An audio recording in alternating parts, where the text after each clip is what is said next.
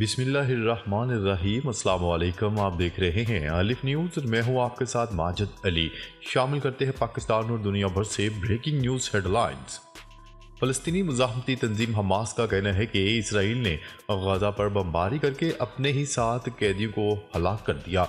अरब media की report के मुताबिक फ़लस्तीनी मुज़ाहमती तहरीक हमास की अस्करी विंग अल-क़िसाम ब्रिगेड्स के मुताबिक अबू अबैदा ने गुज़िश्ता रोज़ एक टेलीग्राम बयान में कहा है कि इसराइल ने बमबारी करके अपने मज़ीद 7 इसराइली यरगमालियों को हलाक कर दिया।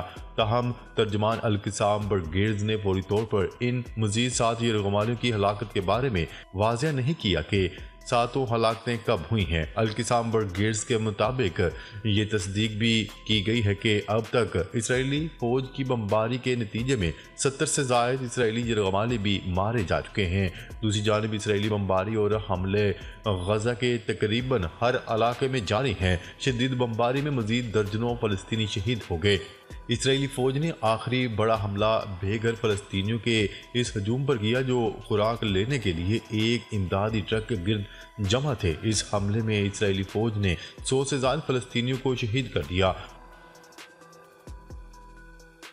खबर के अगले हिस्से में बात करते हैं रमज़ान अल मुबारक। इसराइल का मस्जिद अक्सा में नमाज पर पाबंदी का फैसला। इसराइल में इंतहाई दाएं बाजू के सिक्योरिटी वजीर बिन गुएर के बयान के बाद इसराइली हुकूमत के तर्जुमान ने कहा इसराइल अब भी माह रमज़ान में मस्जिद अक्सा में दाखिले पर मुमकिन पाबंदियों का मुतालबा कर रहा है। हतमी फैसला सिक्योरिटी और सेहत आमा को मद्देनजर रखकर किया जाएगा।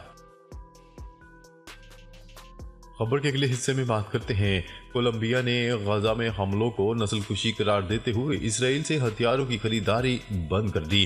गैर मुल्की खबरसा इदारे की रिपोर्ट के मुताबिक कोलंबिया के सदर ने गजा में इमदादी अशिया के लिए जमा होने वाले शहरियों पर फायरिंग का जिम्मेदार इसराइली वज़ीर-ए-आज़म नेतन्याहू को करार दिया। कोलंबिया के सदर ने इसराइली जारहियत पर एहतजाजन ज़हूनी रियासत से असला की खरीदारी को मातल करने का ऐलान कर दिया।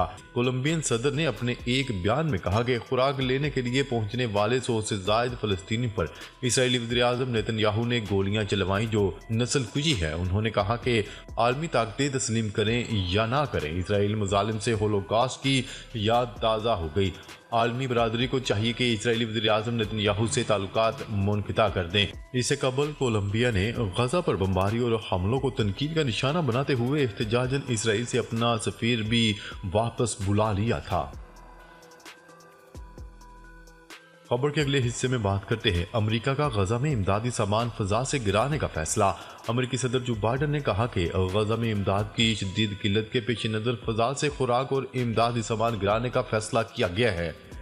गैर मुल्की खबरसा एजेंसी की रिपोर्ट के मुताबिक अमेरिकी सदर जो बाइडन ने कैदियों के तबादले के मुआहदे पर फौरी जंगबंदी का मुतालबा भी कर दिया।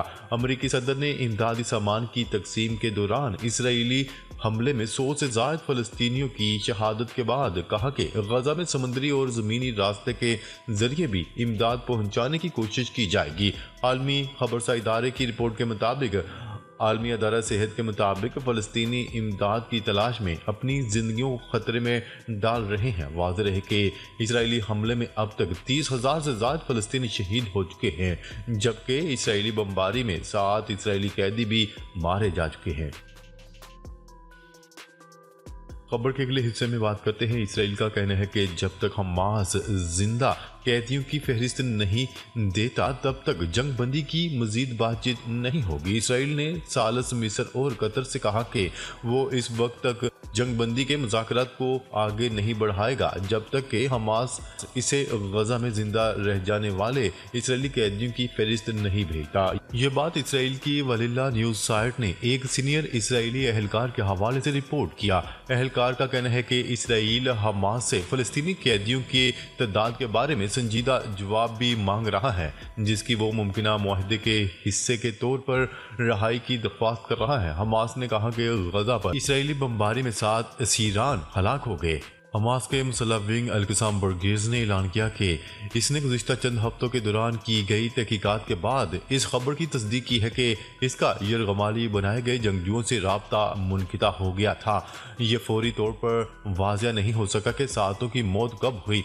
गजा में इसराइली हमलों के नतीजे में मुतअद्दिद असीरान मारे गए हैं, जिनमें 3 ऐसे हैं जिन्हें इसराइली फोर्सेस ने गोली मार दी थी। खबर के अगले हिस्से में बात करते हैं। सऊदी अरब ने यमन पर अमरीकी हमलों के लिए अपनी सरजमीन इस्तेमाल करने से इनकार कर दिया। अमरीकी वेबसाइट अल मॉनिटर के मुताबिक अमरीकी सदर जो बाइडन की हुकूमत सुहूनी हुकूमत से वाबस्ता बहरी जहाज़ों पर यमनी फौज के हमलों को रोकने की कोशिशों में खलीज फार्स के ममालिक से मजीद हमायत हासिल करने की ख्वाह है। काबिल जिक्र है कि सऊदी अरब ने अमरीकी फौज को अपने फौजी अड्डों से यमन पर हमला करने से मना कर दिया। अमरीकी मरकजी कमान के नायब सरबरा ब्रैड कोपर ने इससे पहले कहा था कि बहरा अहमर में यमन के खिलाफ जंग दूसरी जंग अजीम के बाद अमरीकी बहरिया की सबसे बड़ी जंग है। ब्रैड कोपर ने कहा कि अमरीकी बहरिया ने तकरीबन 7,000 मल्ला बहरा अहमर में भेजे हैं और यमनी मुसल्लह अफवाज के मिसाइलों और ड्रोन्स के खिलाफ तकरीबन 100 ज़मीन से फ़ज़ा में मार करने वाले मिसाइल दागे। वाज़ेह रहे कि यमनी फ़ौज ने इस वक्त तक गज़ा की पट्टी के फ़लस्तीनी अवाम की मुज़ाहमत की हमायत करने का अहद किया है। जब तक सुहूनी हुकूमत गज़ा की पट्टी पर अपने हमले बंद नहीं कर देती, इस वक्त तक ही इस हुकूमत के जहाज़ों और मकबूजा इलाकों की तरफ जाने वाले जहाज़ों पर हमले होते रहेंगे। खबर के अगले हिस्से में बात करते हैं। भारतीय किसानों का दिल्ली चलो मार्च 18वें रोज भी जारी, जबकि हरियाणा पुलिस की जानिब से भी किसान मुजाहिरीन पर तशद्दुद का सिलसिला जारी है। तफसीलात के मुताबिक भारत में किसान रहनुमाओं ने नए निज़ाम पर हुकूमत की पेशकश को ठुकराने के बाद एहतजाज दोबारा से शुरू कर दिया। हरियाणा पुलिस ने दिल्ली चलो मार्च में मुलव्वस मुजाहिरीन के खिलाफ कार्रवाई की धमकी दे दी है, जबकि ह्यूमन राइट्स वॉच ने किसानों के एहतजाज पर एक चशमकशा रिपोर्ट शाया कर दी। ह्यूमन राइट्स वॉच की रिपोर्ट में कहा गया है कि किसानों का हक है कि वो पुरअमन एहतजाज करें। दिल्ली चलो मार्च को रोकने के लिए हुक्काम की जानिब से धमकियां दी गईं और किसानों पर ज़रूरत से ज़्यादा ताकत का इस्तेमाल किया गया। बीजेपी की ज़ेर क़यादत हुकूमत ने पुरअमन मुजाहिरों का बार बार क्रैकडाउन किया। दूसरी तरफ भारतीय सिख शुभकर्ण सिंह की पोस्टमार्टम रिपोर्ट में तहलका खेज इंकशाफात सामने आ गए। पोस्टमार्टम रिपोर्ट के मुताबिक शुभकर्ण के सर से मेटल पेलेट्स बरामद हुई हैं, जो डॉक्टर्स ने पुलिस के हवाले कर दी। एहतजाज करने वाले किसानों के वीज़े भी मनसूख कर दिए गए हैं। खबर के अगले हिस्से में बात करते हैं। भारतीय नज़ाद बरतानवी वज़ीर-ए-आज़म ऋषि सुनक ने बरतानिया में फ़लस्तीनियों के हक में बोलने वालों को शिद्दत पसंद करार दे दिया। बरतानवी वज़ीर-ए-आज़म ऋषि सुनक ने खबरदार किया है कि बरतानिया में मुसलसल एहतजाज जमहूरियत के लिए ख़तरा है। उनका यह बयान उस वक्त सामने आया जब कुछ रोज़ कबल मुसलमानों के खिलाफ नफरत अंगेज़ बयान देने और माफ़ी न मांगने पर बरतानवी मेंबर पार्लियामेंट को मुअत्तल कर दिया गया था। ली एंडरसन ने कहा था कि मुसलमानों ने मेयर लंदन सादिक खान के जरिए लंदन पर कब्जा कर लिया है। बाद आज़ाद सादिक खान ने बरतानवी वज़ीर-ए-आज़म और इनकी काबीना पर तनकीद करते हुए कहा कि ऋषि सुनक की खामोशी मुतनाज़ा बयान के दिफा के मुतरातिब है। ली एंडरसन ने नफरत अंगेज बयान पर ऋषि सुनक ने किसी किस्म का तबसरा नहीं किया। ताहम गुज़िश्ता रोज़ उन्होंने फ़लस्तीन के हक में बोलने वालों के खिलाफ और अरकान पार्लियामेंट के तहफ़्फ़ुज़ से मुतल्लिक गुफ्तगू की। उन्होंने बरतानिया में एहतजाज और फ़लस्तीनियों के हक में मुजाहरा करने वालों पर इल्ज़ाम आयद किया है कि बरतानिया में इंतहा पसंद ग्रुप हमें अलग करने की कोशिश कर रहे हैं। हमास के हक में बोलने वालों से लड़ने का वक्त आ गया है। मुल्क में किसी तशद्दुद और धमकियों की इजाज़त नहीं दी जाएगी। बरतानवी वज़ीर-ए-आज़म का कहना था कि बरतानिया में फ़लस्तीन के हक में बोलने वालों के खिलाफ क्रैकडाउन किया जाएगा और नफरत फैलाने वालों के वीज़े मनसूख कर दिए जाएंगे। नाजरीन, अब तक के लिए इतना ही। मज़ीद खबरें लेकर बहुत जल्द आपकी खिदमत में हाजिर होंगे। तब तक के लिए अपना ख्याल रखिएगा। अल्लाह निगहबान।